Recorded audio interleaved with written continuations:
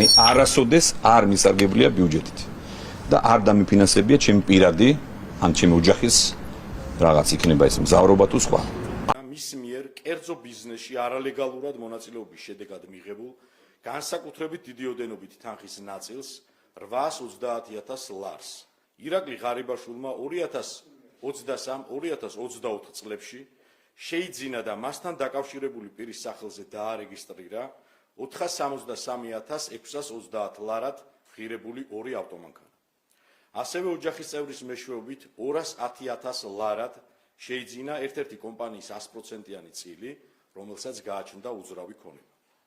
პარალელურად მისი ოჯახის წევრის სახელზე რეგისტრირებულ შეპესეში ინვესტირებული იქნა ჯამში 3.670.172 ლარი.